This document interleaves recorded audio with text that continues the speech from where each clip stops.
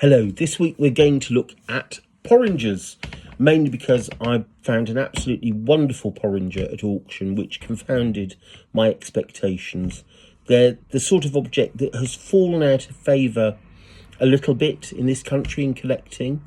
But first I have to make the distinction, because there'll be a lot of Americans just poised that watch these videos, hello, if you're watching from America, thinking that I'm going to talk about little shallow bowls with convex bases and pierced triangular form handles. That's not a porringer. It is in America. It is in America, you're fine. If you've got one in America and you're calling it a porringer, you're absolutely right. But over here in the UK, those objects are called bleeding bowls. In fact, although I catalogued one 30 years ago, and it was a Commonwealth example, very rare Commonwealth example, it was actually catalogued, well, I catalogued it as a saucepan cover, which is how a lot of these things started off life, certainly in England, much to the annoyance and confusion of the gathered bidders on the day. And I did have to stand my corner and explain to them that they started lives as saucepan covers, a majority of them, the very earliest ones.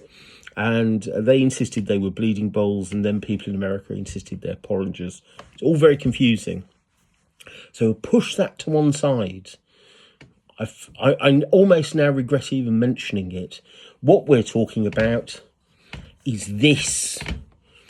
This is a porringer, or at least it is over here on this side of the Atlantic, which is a deep-sided vessel with twin scroll handles. And this is a pretty super one. Might as well get this in view straight away as waffle on. Porringers similar to this, and I'll show you a couple of earlier ones for a comparison, start to come in at the first half of the 17th century in England. And they are profoundly popular. They appear all over the place. I've had early York, Newcastle, and I'll show you a couple of West Country examples in a minute. And they pop up all over the place. They are very useful objects, useful vessels. You can use them for liquids or for porridge, hence porringer. And they're often given, certainly in the earlier period, as christening gifts. So someone might receive a spoon, but you might also receive a porringer. And that's probably where the christening cup comes from. We think of a christening mug these days, but this is your sort of christening cup. Let me show you the earlier ones to begin with. This is about the earliest one I've got, and it's a good example to show you that the earliest ones are actually bulbous in form, this baluster form. Always, almost always, never say always, almost always, foliately chased or embossed or engraved, always some sort of decoration on them. Very simple twisted wirework handles. Very easy for provincial goldsmiths that don't have big workshops and lots of tools and access to lots of different techniques to make. Ergo, very popular. This one is extremely rare because it's a piece of Warminster silver made by Thomas Corey, and it's got his maker's mark struck clearly and faintly 3 times on the base, but and bought, I must say, at an auction where all the London silver trade were in attendance, and it was in a job lot and it slipped through many years ago. So that was wonderful. That's the only reason I've got a piece of Warminster silver, believe me. Normally these things are many, many, many thousands of pounds. Similarly, and only because it slipped through, I do have a reputation for buying these things. This is a slightly later example, and that shows you, I should say this is about 1655, 1660. This is about 1665, 1670. And in that short period, you can see they've become straight-sided. And they've got foliate chasing to them.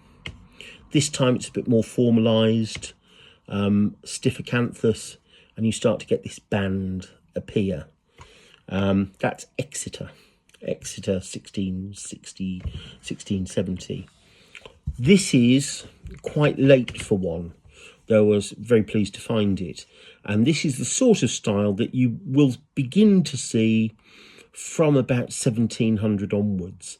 Now, this was made in 1738. It's got the date letter for 1737-38 on the bottom and a period inscription for 1738, so we can be sure it was made in 1738. But when this was made, even of this particular style, it was already 40 years out of date. And this is the thing with porringers. They are a very traditional and quite a naive, purely English form. When this was being made, and it is, again, it's like those 17th century ones we just saw. It's a sort of gentle hand chasing and embossing and quite naive. You'll see that carving on a lot of church gravestones, this sort of angel's mask. If you go around graveyards, it's quite a provincial feeling object. It's made in London, but I think largely for a provincial market that is some way out of step with current fashion, because when this was being made, Paul de Lamery was producing some of the most exotic and wonderful naturalistic silver we've ever seen. Very sophisticated, lots of lost wax casting and modelling, and endless expense in designs from architects to actually design these pieces, whereas this is country. This is provincial, but again made in London, because so many objects that were sold provincially were made in London, but just for a lower, I hate to say lower class, but a less discerning, less fashionable buyer. Let us put it that way. Let us put it kindly. Now, this is beautifully marked. It's beautiful in all respects. I'll go through that briefly in a minute. And you can see the marks, clear as day underneath. And it's made by Humphrey Payne. Now, Humphrey Payne is through and through a British goldsmith. He was born in Ludlow. He was apprenticed in London. He was free in 1701. In 1711, he signed the petition against foreign workers, i.e. Huguenots, coming in and nicking all of our jobs. Was it ever thus? Things don't change in politics in 300 years, do they? His main claim to fame in Grimwade is that he died on the same day as Paul de Lamery, the 2nd of August, 1751. So he sort of got his comeuppance in a way. It was 40 years beforehand. He was moaning about foreign goldsmiths coming here and nicking all our jobs. And his great epitaph is that he died on the same day as the most famous foreign goldsmiths working in England in the 18th century. So up yours, Humphrey Payne. But Grimwade is also a little dismissive of him. I've written down his two standout comments, which are thoroughly competent and never in any way ambitious. Well, that could describe so many of us, couldn't it? But in this, actually, I think Humphrey Payne, or at least, let us be clear, Humphrey Payne's workshop. Humphrey Payne himself was not bent double in 1738 making this porringer. He was overseeing the workshop that did. Actually acquitted themselves beautifully, because often these objects are maligned and overlooked when they're 18th century. They're very sought after when they're 17th century, because they're rare provincial pieces of silver and they make lots and lots of money. I mean, many, many thousands.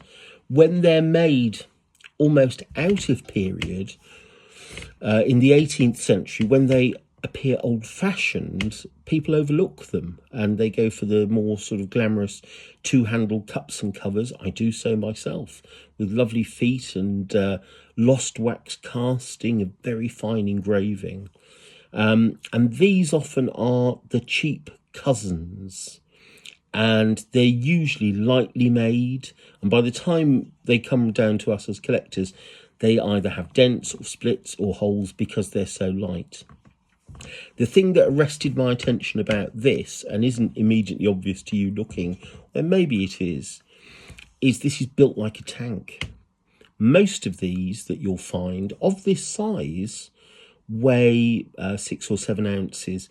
This weighs over 12. It's 12.5 ounces of silver, which just means it's made to a standard that you wouldn't normally see for an 18th century porringer. All of this chasing is typical but beautifully done. You've got the engraved name and the date, which is period to the hallmarks, so that's all original. And even these strap handles, whereas this has all been hand raised, these are drawn from thick wire, and they've all drawn through various different brass or bronze plates to change the profile of that circular or flat piece of wire and give it shape. So if I show you the underside of the handle, which I can by, there we go, by turning it like that, it's all counterintuitive. This is supposed to be dead flat when it's drawn through that plate. But of course, doing it time and time and time again, for hundreds of examples, these plates get little nicks or dents in it. And you can see a line that's reproduced there on the underside if I just turn it. But you get exactly the same line. How do I turn it? There we go. On this piece, because these handles were originally one continuous drawn piece of metal provided to the silversmith, and they would have that in the workshop, and they would simply cut it off to the required length for the handle. But these are normally not this elaborate, and certainly not this thick. This is one of the thickest one of these drawn handles I've ever come across. And this is certainly one of the heaviest early 18th, second quarter of the 18th century porringers you're ever likely to see. I should say this is usual from the Queen Anne period onwards, this cartouche, usually with a circular reserve either for a crest, an inscription or a coat of arms. This is usually left plain. So you'll see them more like, this is the reverse of it, where it's plain. You'll see them like this. Occasionally, this area will be chased like the cartouche with scrolls. Rarely, but it does happen, rarely it will have this cherub's mask. And that's the sort of Rolls Royce. That's the cherry on the top of the bakewell with this. And porringers like this are still made throughout the 18th century, right up until the 1770s. I've even seen early Sheffield examples, though by that time they tend to be absolutely dead plain.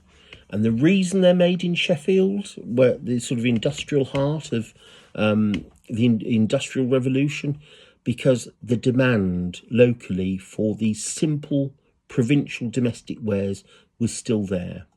This, I doubt, would have ever been made for a London client. This is Humphrey Payne, good workmanlike silversmith, providing the middle to the lower market.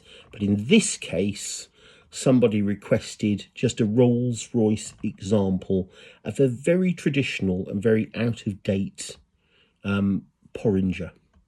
So I was delighted to find that. I don't think you'll ever see a better one. And I would urge you to go out and look at porringers. And whilst many of them are a little bit thin and a little bit tired and neglected, they are often overlooked. So I think there is tremendous value in the porringer, although you will look a very, very long time before you find a better 18th century example than that. So we'll leave you on that note. So that's it this week. As promised, no Sheffield plate.